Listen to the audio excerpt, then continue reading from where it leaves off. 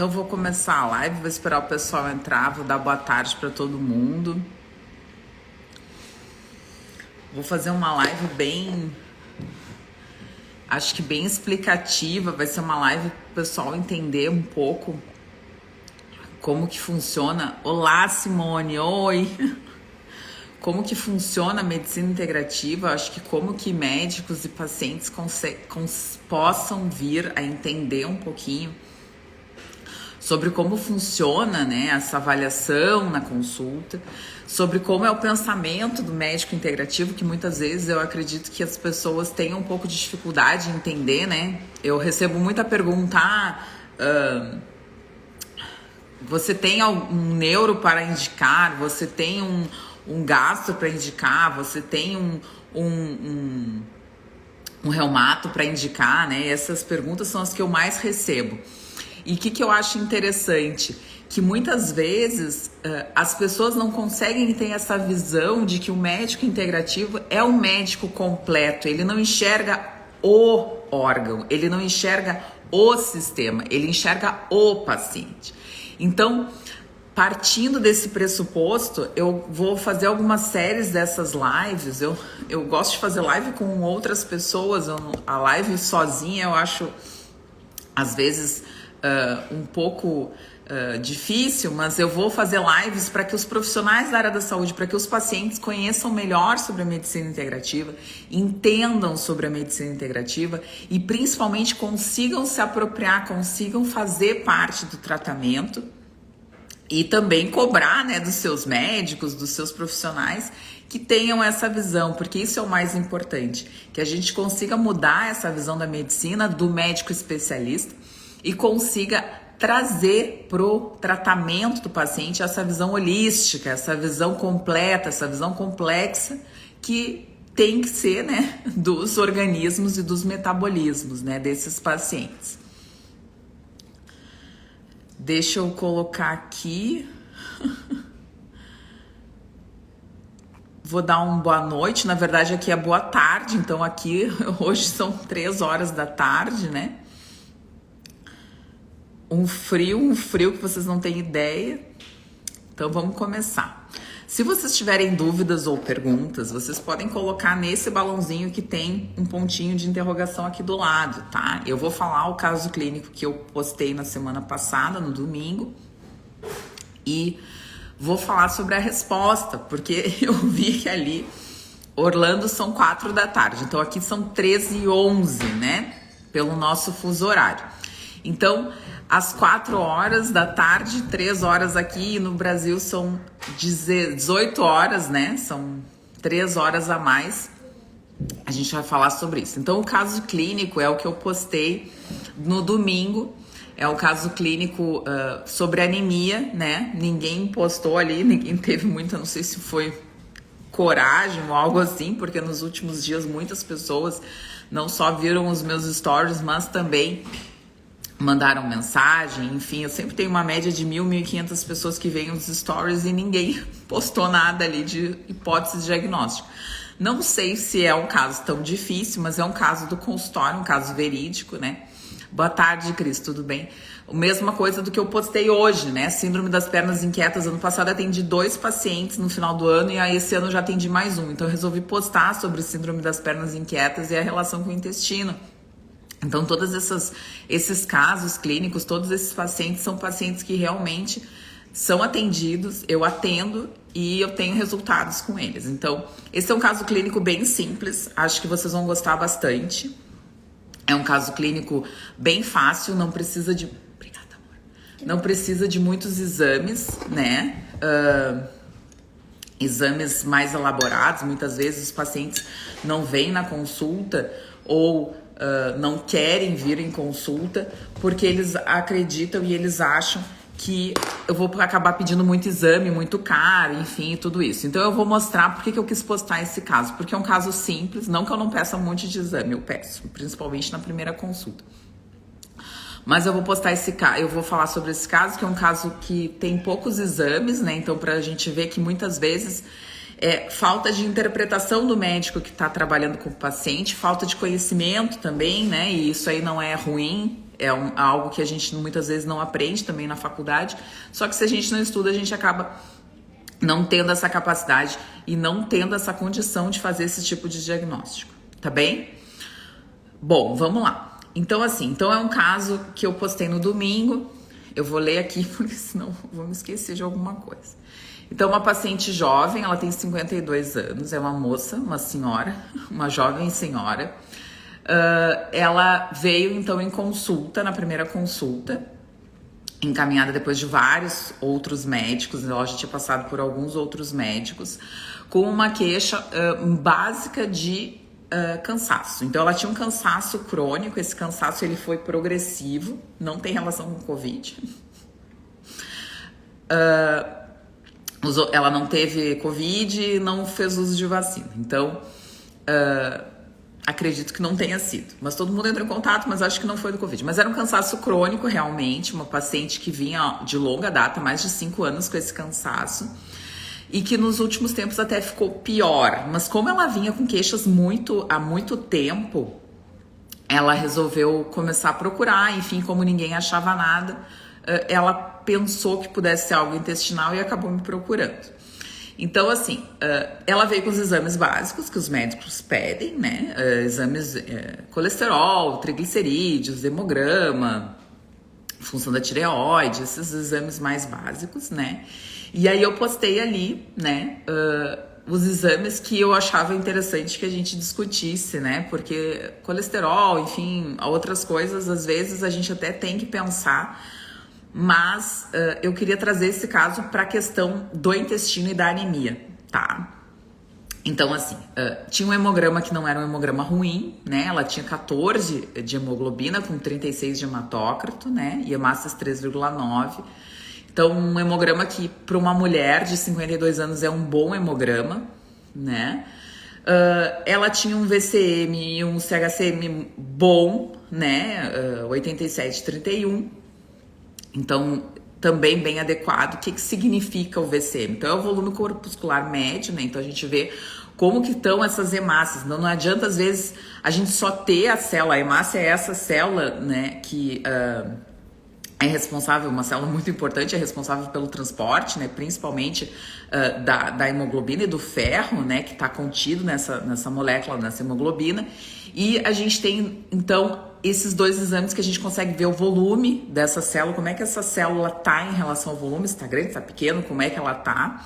E a quantidade, vamos dizer assim, a quantidade de ferro a gente consegue ver, porque a gente também consegue ver se ela está muito clarinha, se ela está mais escura, porque isso também reflete a qualidade dessa célula. Então, muitas vezes a gente pode ter quantidades boas, então números bons de célula, e essas células serem de qualidade ruim, ou seja, com pouco ferro ou com muito ferro, né? Ou então pequenas ou grandes, enfim.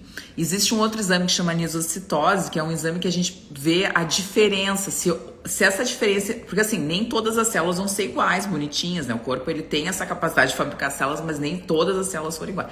Mas se essa diferença entre tamanhos de célula for muito grande, então assim, tem muita discrepância entre tamanhos, isso a gente chama de anisocitose. Isso também dá para ver no exame de sangue através do RDW. O RDW é o último de todos ali, a gente vai vendo ali os parâmetros todos da parte do eritograma, né? Então a parte de cima do exame de sangue, aí depois de baixo a gente tem o leucograma. Então esse eritrograma, que é a parte de cima do exame, ele é uma parte que ele vai mostrar ali. Então as hemácias, você pode pegar isso, se você quiser pegar o seu exame de sangue, a gente pode ir vendo, né? Que é interessante, né? Para que vocês também acompanhem qualquer exame de sangue que vocês já tenham feito. Então é interessante por quê? Porque muitas vezes ali já diz muito sobre o paciente e muitas vezes os médicos não sabem interpretar isso. Então hoje a gente já sabe, por exemplo, que pacientes que têm RDW alto têm vamos dizer assim, um índice, um risco, né, de ter doenças relacionadas a isso muito grande. Então esses pacientes têm que ter um RDW que não seja tão alto. E isso também está correlacionado com mortalidade. Então tem também trabalhos que fazem essa correlação de RDW muito alto com maior risco de morrer, a mortalidade, a morbimortalidade, que a gente estava falando então de morbidade, agora de mortalidade. Então é interessante que a gente veja esse hemograma, que a gente analise esse hemograma, e a gente analisou então esse hemograma dessa paciente, que é um hemograma bom, né? Se a gente for olhar assim, é até difícil uma mulher com mais de 50 anos ter um hemograma com 14 de hemoglobina e parâmetros dessas hemácias bons, né? Então ela tem 87 e 31, que são parâmetros bons, quer dizer que essas hemácias estão bem, né? Elas estão bem não só em volume, em tamanho, mas também em quantidade, né? De ferro nessa hemoglobina. Então a gente pensou, né? Que não seria essa queixa de cansaço muito correlacionado com a falta ou a deficiência de células, né? Então isso é interessante. Então essa paciente não tinha uma anemia visivelmente, né, correlacionada com a falta de células, então ela não tinha um hemograma ruim, né, do ponto de vista de hemoglobina, e também a gente visualizava que as células que estavam nesse hemograma não eram células também ruins, porque a gente pode ter um hemograma com uma hemoglobina boa e a gente pode ter um VCM baixo, né, um HCM baixo. Isso significa que a qualidade dessa hemoglobina, né, e como está sendo fabricada essas células não está sendo bem. Então a gente está com um problema lá na fábrica, né? Talvez seja falta de matéria-prima, pode ser que seja, mas a gente tem que identificar qual matéria-prima que está faltando, porque tudo no nosso corpo é como se fosse realmente uma fábrica. Então, a gente tem essa fabricação das células, vamos dizer assim, onde se produz as células, precisa de matéria-prima. E essa matéria-prima não é só o ferro, né? Como as pessoas costumam achar que só o ferro que é importante para essa fabricação de matéria-prima. A gente precisa de proteína de boa qualidade, a gente precisa de cobre de boa qualidade, a gente precisa de vitaminas de boas qualidades. Então, a questão da celularidade, da hemoglobina em si, da produção da hemoglobina, não é algo que é especificamente correlacionado com as deficiências de ferro. Existem outras causas de anemias, e é isso que a gente vai falar hoje, que não só a deficiência de ferro. A deficiência de ferro, ela foi descrita antes de 1900, então a gente tem trabalhos que se descrevem antes de 1900 as deficiências de ferro, e ainda hoje a anemia ferropriva, a anemia por doença correlacionada com as reservas de ferro é muito prevalente. Então a gente tem mais de 100 anos aí de descrição de anemias correlacionadas com ferro e a gente não tem a cura ainda desse tipo de doença. Olha que coisa absurda. A gente tem cura por um monte de coisa, tem vacina por um vírus que foi descoberto em 6 meses, a gente teve uma vacina, e a cura e a tratamento definitivo para anemia ferropriva a gente não tem ainda. Então, se a gente for começar a colocar isso num papel, na balança, a gente tem que começar também a pensar que a causa seja alimentar, que muitos alimentos têm deficiência não só de ferro, a gente acaba comendo alimentos que são pobres em ferro. Além disso, a gente não consegue absorver esses alimentos porque talvez alguns outros alimentos prejudiquem a absorção do ferro. E esses alimentos estão cada vez mais presentes na vida das pessoas, tanto que eu falo aqui, quem me segue há mais tempo já sabe, a farinha ela é enriquecida com ferro pela dificuldade que foi vista em pessoas, principalmente em crianças, que faziam ingesta de farinha e começaram a desenvolver mais ainda deficiência de ferro, anemia por deficiência de ferro. Então o que eles fizeram? Eles tiraram a farinha que estava provocando isso? Não! Eles acrescentaram à farinha ferro e também ácido fólico. Então, muitas vezes o glúten, por realmente ser essa molécula que faz com que o intestino fique doente, que faz com que o intestino fique mais permeável, não é só o glúten, né? A gente tem outras moléculas que podem fazer isso, mas sabe-se que o glúten e uma desbiose do intestino são as duas principais causas do aumento da zonulina. E essa proteína que faz com que o intestino fique permeável. Então, o glúten faz isso, faz com que haja o prejuízo desse intestino. A maior parte das células intestinais são absortivas. Então, a gente tem essa dificuldade, essa deficiência, não só pela estrutura estar ruim, mas também pelas células que são responsáveis pela absorção também ficarem prejudicadas por esse intestino estar doente. Então, o que as pessoas fazem? O que a gente tem que entender?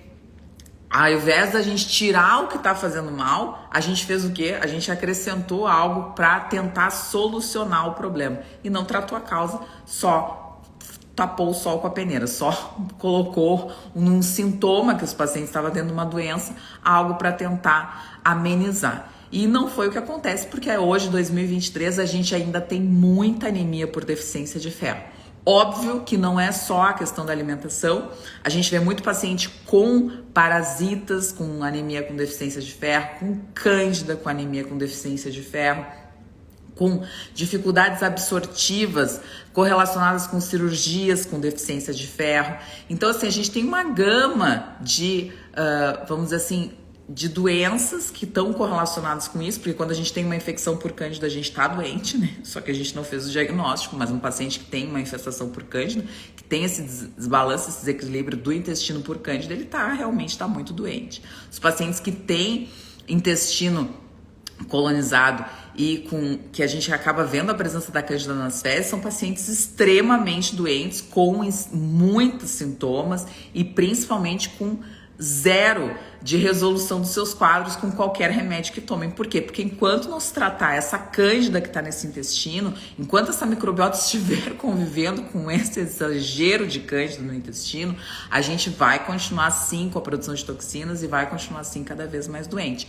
Então, por isso que é tão importante a gente valorizar esse estudo do intestino, a gente fazer esse estudo do intestino para que a gente possa diagnosticar não só os distúrbios de digestibilidade que podem estar correlacionados com a anemia, mas também outros tipos de sintomas, não só de sintomas, mas outros tipos de doenças que podem estar também, que podem ser identificadas no coprológico e que muitas vezes os médicos nem pensam, porque eles nem imaginam que pode existir uma infestação por cândida ou um aumento de uma calprotectina num paciente que não tem doença inflamatória dita, né? Ou um aumento de uma alfa-1-antitripsina ou uma intolerância histamínica, que é essa entidade nova, né? Que o pessoal agora está começando a descobrir e que muitas vezes até os próprios médicos que estudam intolerância histamínica não entendem, não sabem, né? Que tratando na prática a gente realmente vê os pacientes melhorarem, fazendo diagnósticos, melhorarem, e que está muito correlacionado com disbiose, com dispepsia fermentativa. Então a intolerância histamínica é sim hoje uma entidade que a gente consegue fazer o diagnóstico e que está correlacionado com quase todos os sintomas, né? Principalmente pacientes com doença inflamatória e doença autoimune. Então é interessante que a gente fale, que a gente mostre esse tipo de situação, como esse caso clínico, para que a gente entenda que existem muitas causas de anemia por deficiência de ferro e que muitas vezes a gente não vai identificar a causa, vai acabar só tratando, repondo o ferro e o paciente vai continuar tendo que tomar ferro. E cada vez que você usa o ferro por via oral, só abrindo um parênteses e fechando, existe sim um desequilíbrio dessa microbiota com o uso do ferro via oral. O ferro, algumas bactérias gostam mais do ferro do que outras, e isso também pode ocasionar e perpetuar esse desequilíbrio do microbioma. Então não é bom ficar usando ferro via oral por muito tempo, não é bom fazer a reposição por muito tempo, o que é bom realmente é tratar a causa. Tá bem? Muita gente entrou aqui, só vou dar, eu nem olhei nada de comentário, acho que não tem muito. Se tiver pergunta ou dúvida na caixinha, por favor, vamos lá. Então, eu vou continuar aqui pra gente fazer a resolução do caso, pra mim não... A Mônica, querida. Pra não me estender muito. Pronto, já dei. Nossa, tem muita gente. Tô dando oi pra todo mundo que entrou. Tem muita gente que entrou e saiu. Vamos ver aqui. Pronto. Dei oi pra todo mundo. E anemia... Então, agora nós vamos falar... Andréia, agora a gente vai falar. Então, vamos lá. Então, o ferro sério que estava 131 não é um ferro ruim, né? É um ferro bom, né? Então, a gente pode considerar um bom nível de ferro. E ela tinha uma vitamina B12, né? No soro, no sangue, de 322, né? Então, o que a gente tinha? Um hemograma bom, né? Então, não tinha alteração de hemácias, não tinha alteração de hemoglobina, não tinha alteração de ferro. E uma vitamina B12 que é considerada boa, se a gente for pegar os parâmetros laboratoriais. É uma vitamina B12 de 322. Muita gente diz, é uma vitamina B12 ótimo. Vamos dar uma olhada então sobre isso. Então, assim, o que acontece? A gente tem que pensar nos diagnósticos mais prováveis, né? E foi isso que eu coloquei ali na pergunta, né? Quais são os diagnósticos mais prováveis? Quais são os outros exames que a gente poderia pedir, né? E como a gente poderia tratar essa paciente. Então, é interessante a gente fazer essa análise. Eu pedi o quê? Uma ferritina, que muitas vezes os pacientes não vêm com ferritina, o paciente vem às vezes com ferro e não vem com ferritina, né? A gente pode pedir ferritina, a gente pode pedir saturação de transferrina, a gente pode pedir um TBIC, se a gente quiser, enfim, a gente tem uma infinidade de exames dentro do metabolismo do ferro, até uma epsidina, se o laboratório conseguir fazer, o convênio cobrir, a gente consegue pedir bastante coisa em relação a isso. O que é importante? Eu gosto sempre de pedir. Se o paciente tem convênio, a gente vai fazer todos, né? Agora, se o paciente não tem, a gente pede sempre uma ferritina. A ferritina é um exame muito importante dentro da medicina funcional e deveria ser dentro da medicina clássica também, mas não é. Então, a ferritina, ela nos mostra não só a reserva de ferro, a nível lá de medula, lá, como a gente tem lá, vamos dizer assim, a reserva da matéria-prima. É aquele seu estoque da sua despensa, da sua cozinha, né? Então você tem às vezes algumas coisas dentro do armário, assim, que já estão meio abertas, mas o que tem na despensa fechado? Isso aí é a ferritina. Então é interessante por quê? Porque a ferritina é um parâmetro de reserva de ferro, mas ela também pode ser um parâmetro de inflamação. Então a ferritina é a nossa muralha, né? A nossa defesa do nosso fígado também. Ela consegue fazer blindar esse fígado contra tudo e contra todos, né? Então, quando ela quer blindar esse fígado, quando ela precisa, porque esse fígado está sendo atacado todo o tempo, essa blindagem, como se fosse um homem de ferro, ela é de ferro realmente. Então, eu falo isso para os pacientes porque fica mais fácil de entender. Então, ela é reserva de ferro, mas ela também é essa, vamos dizer assim, o fígado se blinda através do ferro, que é através da ferritina. Então, quando ele quer se proteger de algo que está agredindo demais ele, quando ele está sendo muito agredido, ele realmente vai ter esse aumento da ferritina por questões inflamatórias, por questões de aumento de estresse oxidativo. A ferritina, ela funciona assim, mais talvez de inflamação do que de estresse oxidativo, mas os dois podem aumentar os níveis de ferritina. Muitas vezes a gente quais são os agressores desse fígado? Uma infinidade, desde parasitas, de metais pesados, da própria alimentação com uma grande quantidade de carboidrato, de xarope de frutose, excesso de frutose, se você tem excesso de álcool. Então, assim, a ferritina ela aumenta por vários fatores, não é só especificamente por um. Eu já tive um paciente que eu tratei, que eu fiz uma desparasitação super boa. Eu não faço desparasitação em todo mundo, eu faço desparasitação em quem precisa. E eu fiz uma desparasitação por quê? Porque eu já tinha tratado tudo de ferritina para ele, a gente já tinha melhorado a alimentação, a gente já tinha retirado metais. E o que resolveu? Uma boa desparasitação. Então, existem muitos caminhos que levam a Roma. O que você precisa é descobrir um deles e levar até isso, né? Fazer isso. Então, é importante que a gente realmente faça isso. Não existe desparasitação para todo mundo, não existe retirada de metal, porque nem todo mundo tem o mesmo metal, então não existe isso. Eu vou retirar todos os metais, vou dar clorela para todos os pacientes. Não existe isso. Até porque tem gente que não vai tolerar a clorela, tem gente que não tem que tomar espirulina, tem gente que não tem que tomar tintura de coentro, tem gente que não tem que fazer uso de tintura, nem sabe, nem pode fazer uso de tintura. Então, assim, não existe um tratamento para todos, não existe, isso é mentira. O médico que faz isso, ele está sendo negligente com a medicina funcional.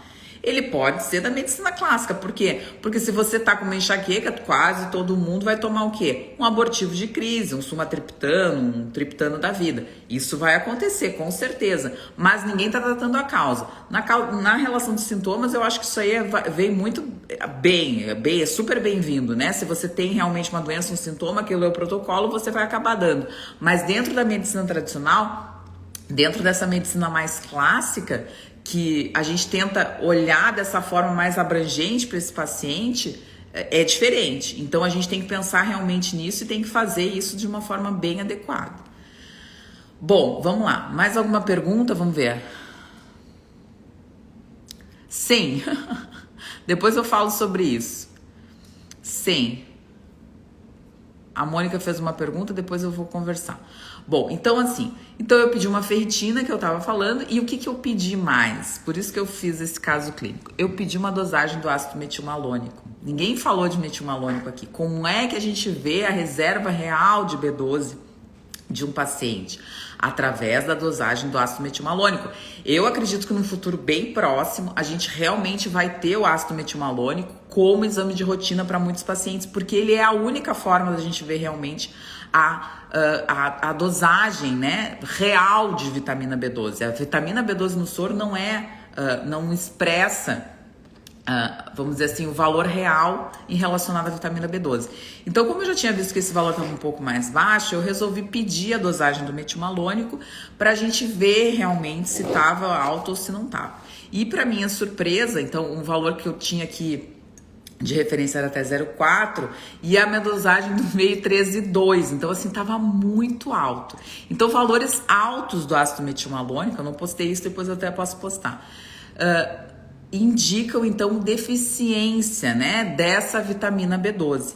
Então, é muito importante que a gente fala dentro da medicina integrativa, não é algo que é verdade absoluta, né? Se a gente tá com uma suspeita, o paciente tá cansado, uma das coisas que a gente realmente tem que ver no paciente que tem queixa de cansaço são as vitaminas. E muitas vezes esses pacientes, eles vêm já com esse diagnóstico pronto, de anemia ferropriva, anemia por deficiência de ferro, ferro baixo, reserva de ferro baixo. Aí tu pede e a ferritina vem normal, o ferro vem normal, a hemoglobina vem normal, parâmetros do hematócrito vêm normais e a gente pensa só na deficiência de ferro como causa. Não. Então, essa paciente fez uma vitamina B12, essa vitamina B12 veio 322 e aí eu acabei pedindo o ácido metilmalônico que veio muito alto. Tô batendo aqui, tá dando uma tremidinha.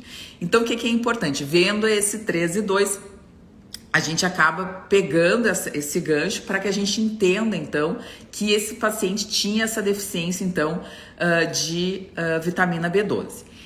Os outros exames, ela tinha outras coisas que a gente acabou tratando, mas uma das coisas mais, talvez, que tenha feito o diagnóstico mais próximo foi esse, que ela não tinha feito ainda, que foi essa deficiência de vitamina B12.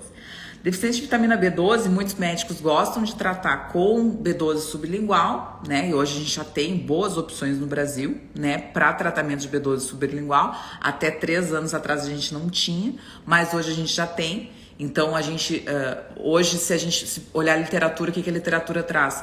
Que B12 injetável ou B12 por sublingual tem a mesma, vamos dizer assim, a mesma absorção em relação à melhoria dos níveis de B12. Então, a gente acaba optando porque é mais prático para o paciente. Se o paciente não se importa de tomar uma injeção ou fazer 2 injeções de vitamina B12, enfim, uma agora e uma daqui a 15 dias, a gente acaba oferecendo essa opção para o paciente. Se o paciente quer mandar manipular, né, ou ele consegue comprar pronto um bom B12 sublingual, sensacional, a gente pode prescrever para o paciente também uma dose diária de B12 sublingual. Para essa paciente, eu acabei fazendo injetável, porque essa paciente já estava ainda lá no consultório, então eu tinha essa predisposição ali de fazer e tá tudo certo, então ela acabou fazendo as doses e acabou melhorando os níveis de B12. Mas a gente só conseguiu fazer esse diagnóstico porque foi pedido a dosagem do ácido metilmalônico. Vou tomar um chazinho. Vamos falar das causas, então, que foi o que eu anotei aqui pra gente discutir quais são as causas de baixa vitamina B12 no sangue.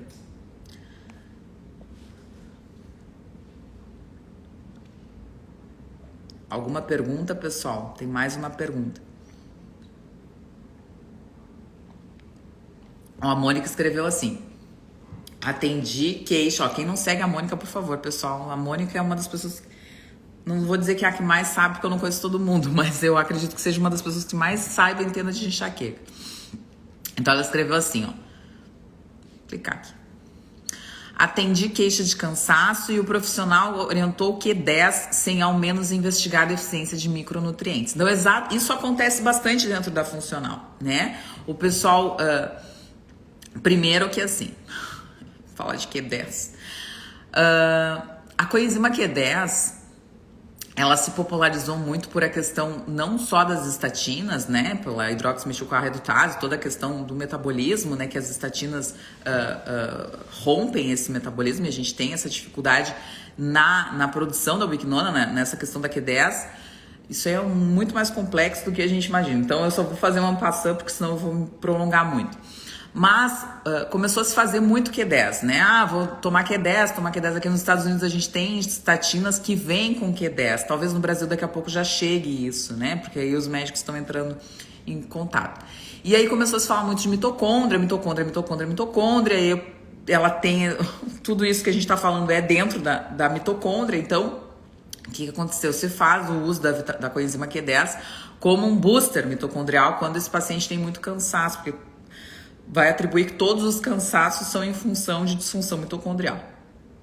É verdade? Não é verdade. Primeiro que assim, a coenzima Q10 eu cada vez uso menos, porque a absorção dela é muito pequena.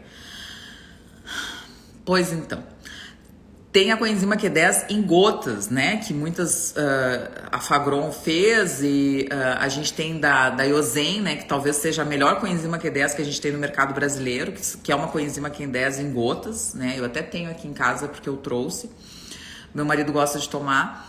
E ela talvez seja, por ser gotas, né, esse mecanismo sublingual que a gente acaba aproveitando as raninas, não ter passagem, talvez a absorção dela seja melhor. Muitos pacientes não toleram em gotas, sentem dor de cabeça, sentem mal-estar. Então, assim, a coenzima Q10, ela é algo que deve ser utilizado com muita cautela e principalmente para quem tem indicação de uso da coenzima Q10, porque a coenzima Q10, ela não trata a disfunção mitocondrial.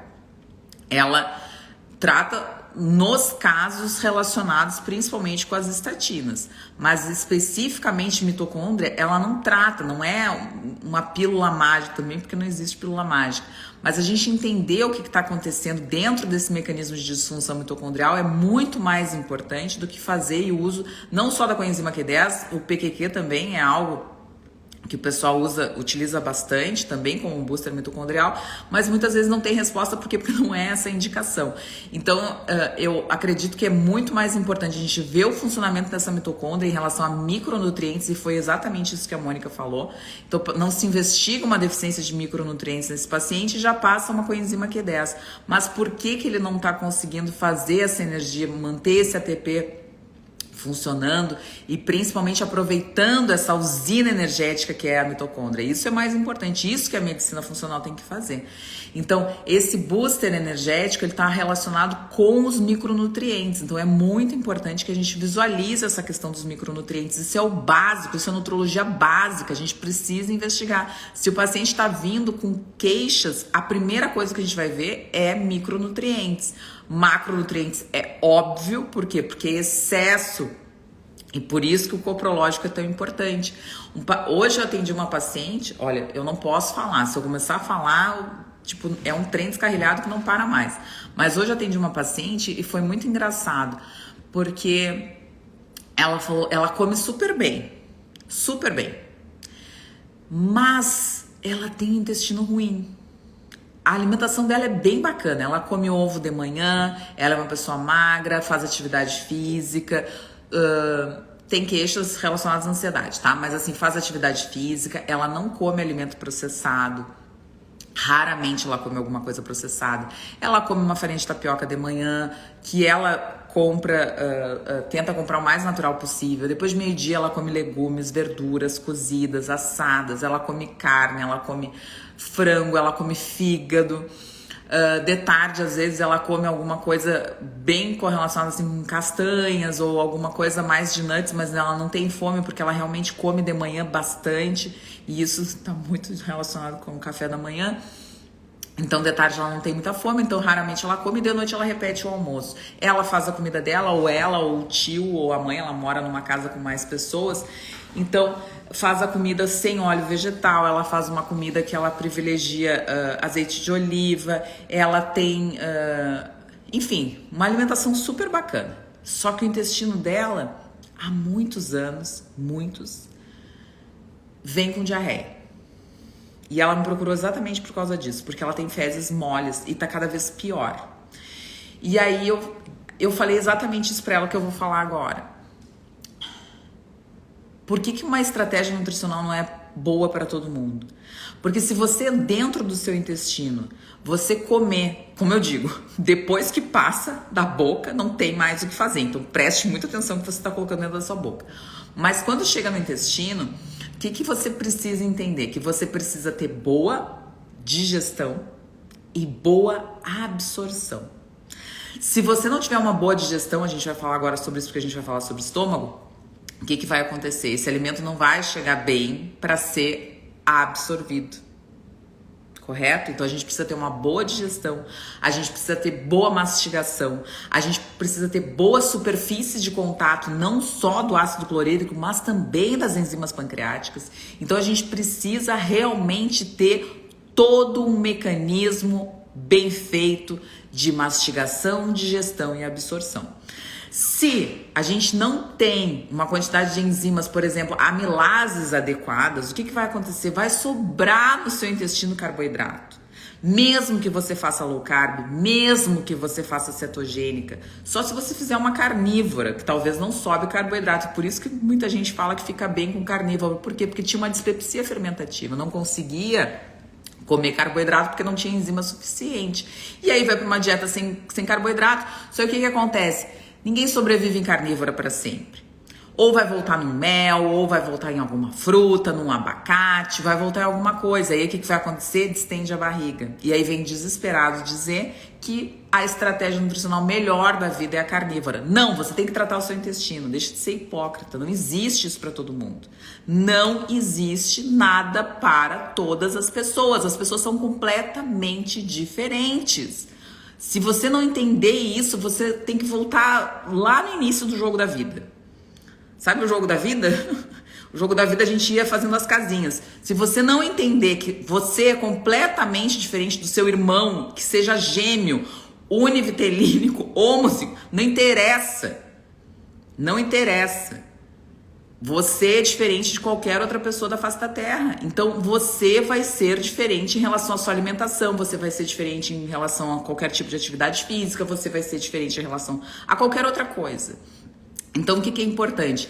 Que se você come excesso de carboidrato, que você não está com capacidade de digerir, ou se você come carboidrato e não consegue digerir, esse carboidrato vai ficar no intestino.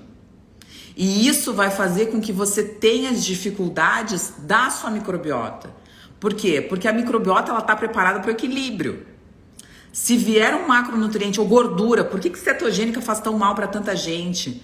Porque as pessoas não têm enzimas responsáveis pela digestão das gorduras. O pâncreas não tá bacana, a lipase muitas vezes não tá bacana. A gente precisa avaliar a questão da digestibilidade das gorduras. Eu vi ontem, uma grande amiga mandou... porque eu tenho lipedema quando eu fico com cetogênica, mas meu amor, é excesso de caloria, excesso de gordura, o corpo vai botar pra fora, lipedema é toxina. O corpo vai querer botar pra fora. Lipedema médico nem fala em lipedema. É celulite pura. É a pessoa que tá em um monte de celulite. Lipedema é coisa de que nem é médico. A pessoa nem sabe o que tá falando. Na faculdade de medicina, raramente a gente viu. Na infectologia, a gente viu, pois é, tem... Pelo amor de Deus. Parem com isso, parem de se basear em pessoas que não têm o mínimo conhecimento, a mínima capacidade de falar o que estão falando. Não se faz uma estratégia nutricional para todo mundo. Você precisa olhar o seu intestino e a sua individualidade. Se você não entender isso, não tem como tratar nada. É importante saber que muitas pessoas têm desbioses ou têm dispepsias fermentativas ou desbioses fermentativas correlacionadas com essa má digestibilidade de algum macronutriente. E isso pode ser proteína, isso pode ser gordura e isso pode ser carboidrato. Mas eu não como carboidrato. Meu amor, vamos lá. Só um pouquinho. Você comeu um limão. Um limão é gordura? Um limão é proteína? Não. Então o limão é carboidrato. Tem que parar de dizer que não come carboidrato. Se você comer qualquer outra coisa que não seja proteína ou gordura, ele é carbo. O planeta é cheio de carboidrato. E tá tudo certo. O problema não é o carboidrato. O problema é como tá o seu organismo. Então, uma coisa é comer carboidrato simples, carboidrato bom, carboidrato não refinado, carboidrato não processado, carboidrato não industrializado. e tá tudo certo. Outra coisa é você encher o seu corpo de substâncias além do carboidrato que estão ali. Ok? Então, acho que isso é importante, isso é interessante que as pessoas entendam. Óbvio que se tiver excesso de qualquer macronutriente, a sua microbiota vai se alterar. E a sua microbiota se alterando, você vai ter um processo desbiótico. Pode ser uma SIBO no intestino delgado? Pode, mas pode ser que seja no intestino grosso, pode ser que você tenha um Helicobacter pylori, pode ser que você tenha qualquer outro tipo de doença. Toda desbiose é SIBO? Não, mas toda SIBO é uma desbiose. Então, olha que bonito ficou essa frase. Então é isso. Então é importante que você entenda que existe sim a necessidade básica de visualizar os micronutrientes, as vitaminas e os minerais. Existem exames para ver? Existem, muitos dá para ver no sangue. Vitamina D, vitamina A, beta-caroteno, vitamina E, vitamina C, magnésio eritrocitário, selênio, zinco, cobre, ferro, a gente consegue ver. Você pode fazer um mineralograma do seu cabelo, quem pinta o cabelo não pode, mas você pode fazer um mineralograma do seu cabelo e a partir daí também você identificar. Você pode, aqui nos Estados Unidos tem um exame muito legal que a gente faz, que vem junto também os minerais no coprológico, então é bem interessante, é um exame completo. Mas no Brasil a gente tem então o mineralograma capilar, a Great Plains faz o mineralograma capilar, ou você pode fazer um mineralograma sanguíneo também, que também dá uma ideia desses micronutrientes em relação aos minerais. Em relação às vitaminas, a gente tem que dosar no sangue. Então, voltando. Posso... Vani, bota na caixinha aqui. E aí eu vou responder. Essa daí é uma pergunta muito boa. Deixa eu dar oi aqui. Vamos só terminar, porque já tô quase 1 hora. Vitamina D está 1800. Isso, eu vou fazer uma outra live para falar de hipervitaminose B, então. De B12. Olha, muita gente, muito legal. Muito obrigada, viu? Se tiver dúvida, bota aqui na caixinha. Pode ser? Vocês estão gostando? Deixa eu dar oi aqui. Tem que dar oi pra todo mundo, né? É tão bacana quando as pessoas vêm me ver, quando as pessoas vêm me prestigiar, me mandam mensagem dizendo: ai, que legal, doutora, eu lhe acompanho. Hoje eu recebi umas 4 mensagens assim: ai, doutora, que bom, foi tão legal o negócio da síndrome das pernas inquietas. Eu recebi mensagem dizendo só assim, só carinho, carinho, carinho. É muito bom. Bom, vamos lá. Então, só para terminar, né? Então, assim, vamos pegar as causas, então, de deficiência de vitamina B12, né? Então, eu anotei aqui algumas coisas importantes. Então, primeiro, que eu acho que talvez seja uma das que a gente mais conhece. Pacientes que não têm a proteína animal na sua dieta. Então, para pacientes que não fazem ingesta de ovo, de carne, de peixe, esses pacientes, a vitamina B12, alguns vegetarianos falam, eu já vi falar, né? Já até discuti com uma vez um paciente, não foi um paciente, foi até um seguidor, não me lembro, que eu discuti com ele no Instagram, que ele me mandou que as bactérias colônicas fazem síntese de vitamina B12. Ai, uma bobagem, assim, uma besteira. Bom, no nosso caso, não. A grande parte da vitamina B12, ela vem da ingesta, então a gente precisa de ingesta. Se eu fizesse isso, os vegetarianos e os veganos não precisariam de fazer B12 injetável todo mês, e eles precisam. Por quê? Porque talvez a principal, junto com o ferro, nos pacientes que não têm ingesta de proteína animal, é a deficiência de vitamina B12, a hipovitaminose da B12 junto com a deficiência de ferro. Então, é muito importante que você coma carne, que você coma ovos, que você coma peixe, que você coma proteína, frango, proteínas de origem animal, tá? Então, eu coloquei aqui a primeira dessas. Então, comer, então, uma dieta que não seja vegana. Então, a dieta vegana é a principal causa de hipovitaminose da B12. Uma outra coisa que eu coloquei é as cirurgias que têm remoção do intestino delgado. Então, pacientes que fazem não só os bypass, né, mas as cirurgias que são cirurgias de derivação do trânsito, né? Não só as cirurgias absortivas, mas outros tipos de cirurgias, às vezes os pacientes precisam, enfim, de uma intervenção cirúrgica em intestino delgado. Então, é no intestino delgado que acontece essa absorção da vitamina B12 depois de ter passado pelo estômago. Então, é muito importante que esses pacientes que fazem principalmente cirurgias desabsortivas, os YZRU, ou mesmo bypass, porque o estômago diminui bastante, né, no bypass gástrico, a gente realmente tem essa necessidade de fazer a suplementação da vitamina B12 eternamente nesses pacientes, tanto quanto nos pacientes que são vegetarianos e veganos. Então, é muito importante que você entenda que esses pacientes, eles são pacientes de eterna suplementação. Por isso que eu falo, paciente bariátrico é o paciente eterno do consultório do nutrólogo. Então é muito importante que esses pacientes façam acompanhamento e verifiquem os seus níveis de B12. A vitamina B12, ela é uma vitamina que é hidrossolúvel, mas ela se comporta como uma lipossolúvel. Não sei se eu já falei isso aqui. Isso a gente aprende logo muito cedo, né, na Nutro. Por quê? Porque ela tem uma reserva. As vitaminas lipossolúveis, elas são vitaminas de reserva. As vitaminas hidrossolúveis, elas são vitaminas que não tem como fazer reserva, com exceção da B12. A B12, ela tem um pouco de reserva, sim, e essa reserva, dizem alguns trabalhos, que podem durar até 2 anos nos pacientes. Então, um paciente que para de fazer ingesta, por exemplo, de alimentos de origem animal, de proteínas de origem animal, podem vir a ter sintomas depois de 2 anos dessa cessação, né, da ingesta.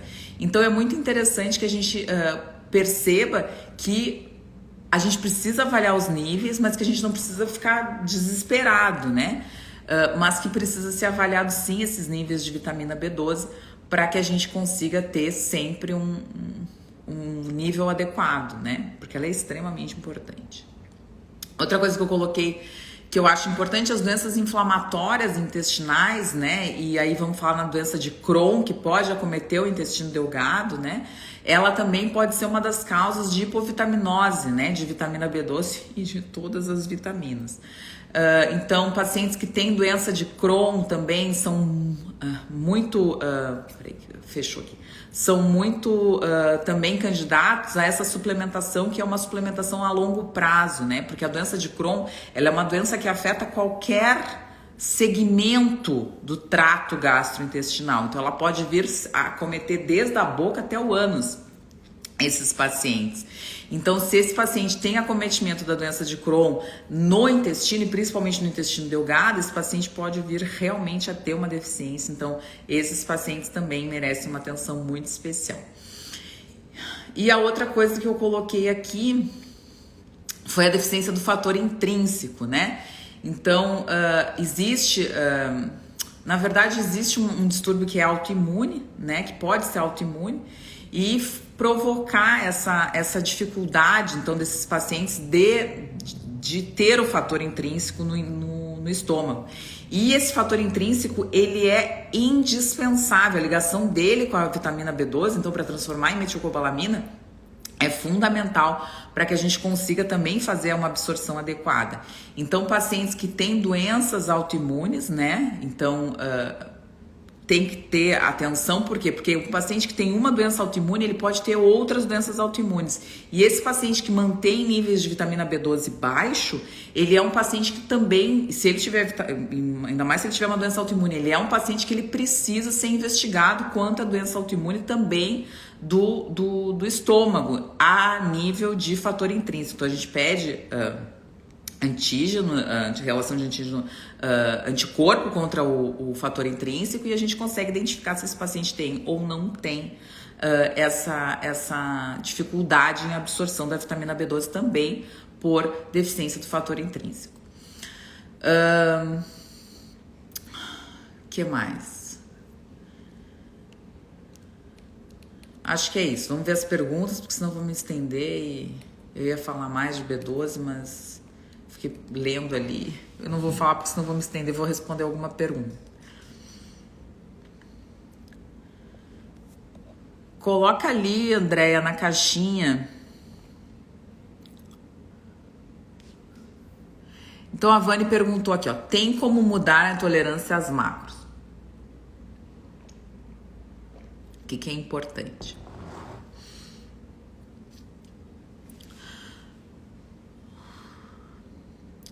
Bom, vamos lá.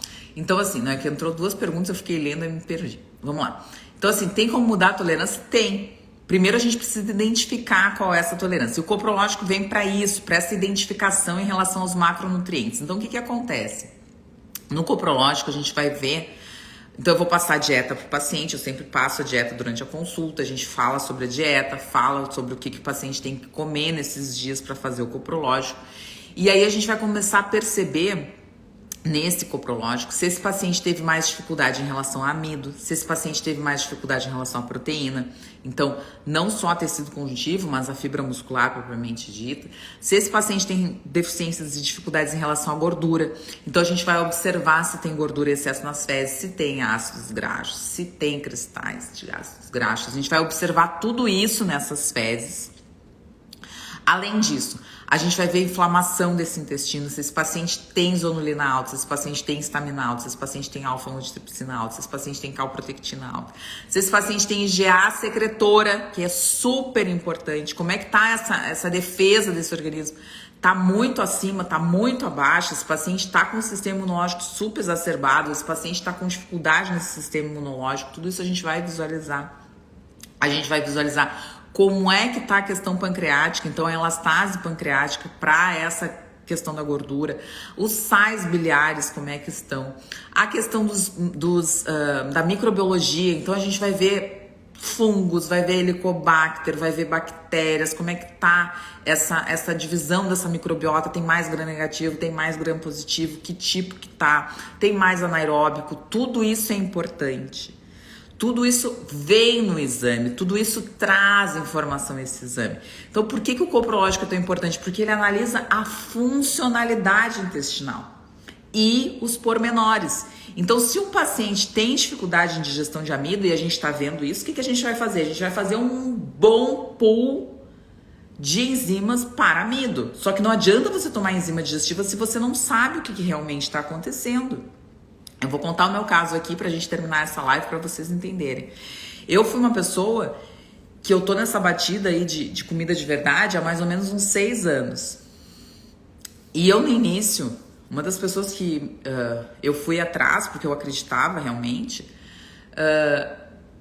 fui fazer cetogênica e fui atrás, né, de uma dessas pessoas que não, na verdade não era médica, mas eu entendia que sabia. E eu fui atrás para fazer cetogênica. Me inscrevi num grupo, como vocês fazem aí? Fazem essas... me inscrevo num grupo, não sei o que, todo mundo tem um grupo, tem um programa, tem alguma coisa. Eu não tenho nada, eu até vou ter, mas tô postergando. Mas assim, quero mais ensinar as pessoas do que propriamente vender o meu produto. Eu não tenho um produto, eu quero é ensinar, eu quero que as pessoas aprendam, né? Eu acho que eu sou muito mais de falar e ensinar do que de vender um produto. Eu acho que não é um produto, porque um produto não existe para todo mundo. Então eu não acredito nisso, eu acredito que as pessoas aprendam, né? Então, carnívora não é a solução para tudo que é problema, nem cetogênica. E aí o que aconteceu? Só para dar o meu exemplo. Eu fui atrás de uma pessoa que sabia de carnívora, que entendia de carnívora, eu achava que entendia, e fui fazer... cetogênica, fui atrás da cetogênica. E comecei a fazer cetogênica e fiz 6 meses de cetogênica. Cetogênica. Não é com excesso de gordura, cetogênica. Carne, ovos, às vezes algum lácteo. Não como bacon, eu não gosto de bacon, não é uma coisa que me atrai, não sou a tarada do bacon. Então não comia gordura saturada em excesso, não sou a tarada da manteiga. Comia vegetais, poucos, mas comia algumas coisas muito poucas, né? Como uma boa cetogênica é feita. Entrei em cetose. Pouca, porque eu tenho muita massa muscular. Então, quem tem muita massa muscular tem mais dificuldade de entrar em cetose. Descobri isso. E engordei. Todo mundo fala que cetose emagrece, né? Eu também acreditava nisso. E acabei engordando, inchando. A pior fase da minha vida foi a cetogênica. E eu fiz um coprológico na época, acho que 1 ano depois. Não deu muita coisa, eu também não levei muito a sério, né? Isso faz uns uns 5 anos, né? Acho que uns 4 para 5 anos. E aí eu fiz o coprológico, não deu muita coisa, era um coprológico bagaceiro, desses coprológicos que não diz nada, né? Que tu fazer e não fazer é a mesma coisa, porque tem uns que não... Tu fazer e não fazer é indiferente, né? Quem já fez um bom coprológico sabe a diferença entre um e outro. E aí segui o baile. E aí eu fui fazer um curso e fui fazer um novo coprológico, o coprológico que eu gosto, né? Que é o Copromax do Laboratório Lemos. E aí eu fui fazer e fiz. E eu não tenho nada para digestão de gordura. Eu tinha 20% de gordura nas fezes e eu não como gordura a rodo. Hoje eu não como mais gordura a rodo. Na época da cetogênica eu comia gordura sem muita culpa. Hoje eu já não como. Então eu tiro uma gordura da carne. Eu não sou a tarada do azeite de oliva. Eu não boto tanto azeite de oliva. A gordura que eu como talvez seja uma manteiga que eu passo assim muito pouco em alguma coisa de manhã se eu for comer. Realmente eu não sou a tarada de comer abacate, eu não sou a tarada de comer coco, eu não sou a tarada do óleo de coco, do TCM, eu não sou a tarada da gordura. Eu já não era, fiz a cetogênica sendo um pouco tarada de gordura e nunca fui. E eu não tenho, a minha elastase pancreática é no pé, os meus sais biliares são muito, muito baixos, então eu tenho uma dificuldade muito grande. Fui fazer o genético, o que aconteceu? Mostrou que eu tenho dificuldade na absorção das gorduras, na digestão e na absorção das gorduras. Então na digestão eu já consegui entender e na absorção também já consegui entender. Então eu sou uma pessoa que eu me dou melhor com carboidrato e eu sempre fui assim. Só que eu não me respeitava, por quê? Porque vinha gente que falava: ah, tem que fazer cetogênica é a 8ª maravilha do mundo, cetogênica você entra em cetose fica maluco, você fica super alegre, super equilibrado, super... Ok, mas não pra mim. E provavelmente pra maioria das pessoas não é assim. Porque o que eu pego de coprológico com dificuldade na absorção de gordura, o que eu pego de coprológico, anteontem eu peguei um coprológico de uma moça, que é uma moça que tem doença autoimune e que ela não come gordura. Ela não come. E ela tinha 30% de gordura nas fezes. Não come gordura, que eu digo, não é a tarada da gordura, né? Porque a gente come gordura, se a gente come carne, a gente come gordura, se a gente come, vai fazer uma salada, vai colocar um fio de azeite, vai comer gordura.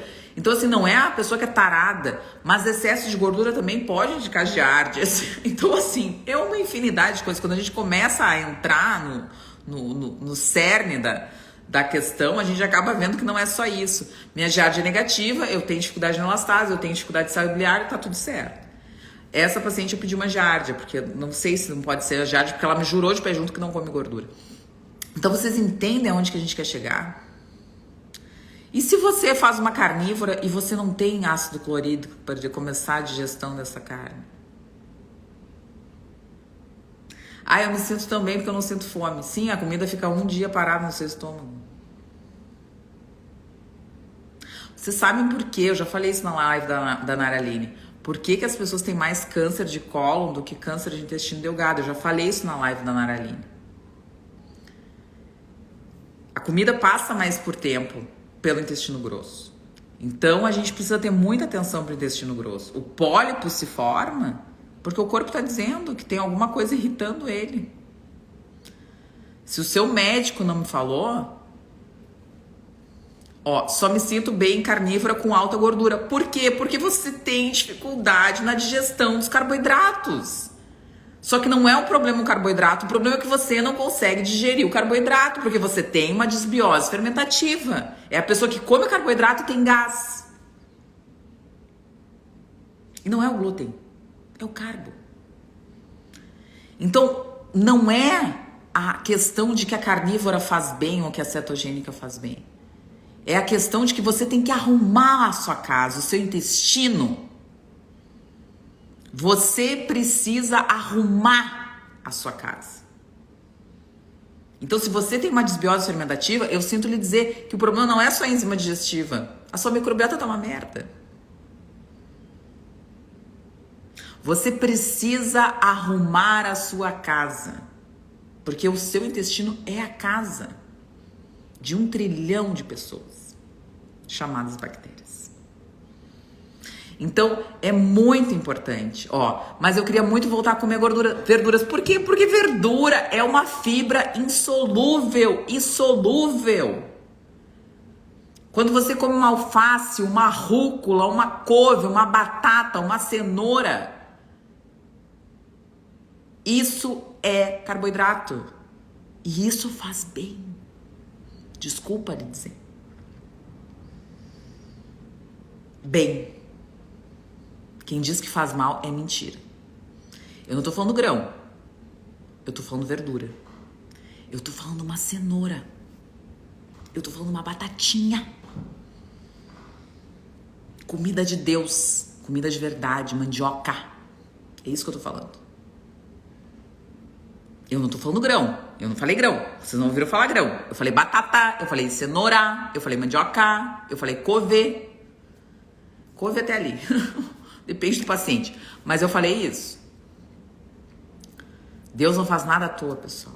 Deus fez tudo. A natureza é abundante e perfeita em toda a sua plenitude. Então entendam que vocês precisam tratar esse intestino que está doente. É tratar esse pâncreas que não tá bacana. É tratar esse estômago que não sabe se vai ou se fica porque não tem ácido. Se não tem ácido, não digere. Se não digere bem, não passa bem pro intestino, pro duodeno. Se não passa bem pro duodeno, fica um pouco de comida, volta, tem azia. A dispepsia acontece. É assim que funciona. O mundo é assim, Deus fez assim. É a gente que tá se deturpando, é a gente que não se conhece. Hoje de manhã um rapaz mandou mensagem, um seguidor dizendo assim: doutor, eu já fiz de tudo. Eu uso todas as bombas, eu uso todos os suplementos, eu uso tudo e a minha barriga não fica tanquinho. Eu tô sempre com a barriga distendida. E eu falei assim: tu parou o glúten? Não, doutor, o glúten eu nunca parei na minha vida. Eu falei: então para, meu amor, para, vamos dar uma olhada. Se não melhorar essa distensão abdominal, sabe o que você faz? Faz um coprológico e vê o que tá faltando. Eu vou terminar a live, que deu 1 hora já de live, e eu quero que vocês vejam uma pessoa que eu admiro demais, admiro muito. Tem uma inveja branca ou preta, lá sei eu, porque eu tenho inveja realmente. Não inveja da vida, mas inveja do corpo dessa mulher. Mas não tem uma inveja branca, porque a barriga não queria. Vejam a Vivi Winkler. Olhem a Vivi Winkler. A Vivi Winkler é uma fisiculturista, ela é carioca, toda marombeira, toda mana, toda sarada, com uma bunda espetacular. Talvez seja uma das bundas mais bonitas do Brasil. Olhem pra Vivi. Eu quero que vocês olhem. Uma mulher que tem um corpo com uma composição muscular, uma memória. Ela treina um dia e fica topster das galáxias. Dá um pump que não tem igual. E ela tem uma barriga mega distendida. Olhem a Vivi Winkler. Olhem. Para vocês entenderem o que é o intestino num contexto. Ela consegue absorver bem proteína. Tanto que ela tem uma massa muscular invejável. O pump que essa mulher tem, a bunda, os braços. Ela tem um percentual de gordura que não tá tão baixo agora porque ela não tá competindo. Mas ela é maravilhosa. Maravilhosa. O corpo dela é maravilhoso. E a barriga distendida. Olhem e me mandem mensagem. Não, Mônica, não falei de ti, meu amor. Não falei de ti. Tu é perfeita. Viu? A Andrea falou que ela é perfeita. Ela é perfeita. Mas ela tem uma barriga distendida. Isso é o real significado de um intestino doente. A sua barriga não tem que ficar distendida. Distensão abdominal é mau funcionamento do abdômen junto com o intestino. Você pode ter um vago que tá ruim, um diafragma que não tá bacana, um excesso de produção abdominal ou um intestino disfuncional, uma microbiota doente. Distensão abdominal é isso. Por isso que eu postei hoje, depois do meu coprológico, porque eu ajustei, eu tava com um pouco de distensão. Também eu tive um pouco de distensão quando eu usei um probiótico uma vez, que eu nunca mais vou usar probiótico na minha vida, não sei se nunca, mas eu comprei um probiótico importado e eu usei, eu fiquei com uma distensão abdominal que vocês não têm ideia. Eu não precisava daquilo. Mas teve uma época, uns 2 anos atrás, acho que uns 3 anos atrás, que todo mundo só falava de probiótico. Falei, vou tomar isso aí, vamos ver qual é que é. Comprei as melhores cepas que tinham e tomei. Fiquei com uma distensão abdominal que eu demorei, um tempão pra melhorar. Eu sempre tive barriga negativa. E eu tenho 2 filhos e 40 anos. Então, prestem atenção no corpo de vocês. Prestem atenção no intestino de vocês. Prestem atenção nos micronutrientes, nos macronutrientes. E, principalmente, analise isso com carinho, com quem sabe analisar. Façam um exame das suas fezes, vejam sua digestibilidade.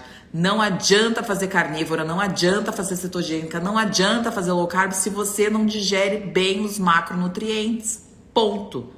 Isso é o caso clássico do que a gente precisa para tratar um paciente. Observação. É olhar e ver que alguma coisa está errada, que aquilo ali pode ser diferente, saber pedir bem o exame, fazer bem o diagnóstico, suplementar adequadamente e melhorar os sintomas do paciente. Essa paciente voltou a dançar. Ela gostava de fazer dança de salão e ela não fazia, O paciente na menopausa precisa disso. Precisa de vida e de médicos bons. Tá bem? Vão lá ver a Vivi Winkler. Eu acho ela sensacional, maravilhosa. Eu amo ela, ela é a supra-sumo. Mas olhem a barriga dela. Tá bem? Um beijo grande pra vocês. Vivi Winkler, barriga de trigo. Não sei se ela é barriga de trigo, mas eu acho que ela come glúten, sim, porque eu já vi a alimentação dela. É Vivi Winkler. Ela é maravilhosa. Olhem ela. Aquilo ali falta um bom... Ai, eu não sei, é com K, pai. Falta um bom coprológico ali. Tá bem, pessoal? Um beijo grande pra vocês. Espero que vocês tenham gostado dessa live. Eu fiz com muito carinho. Vou tentar fazer novos casos clínicos pra a gente discutir sobre medicina integrativa, para entender sobre medicina integrativa, para entender a abordagem do médico integrativo. Acho que é bem importante e é fundamental. Tá bom? Beijo grande, fiquem com Deus. Amanhã tem uma live sobre intolerância histamínica, tá? Que eu vou participar amanhã do professor Lemos. Amanhã às 8 horas no Instagram do Lemos, do professor Lúcio Lemos, sobre intolerância histamínica. Vou mostrar um caso clínico amanhã. Fiquem ligados. Até!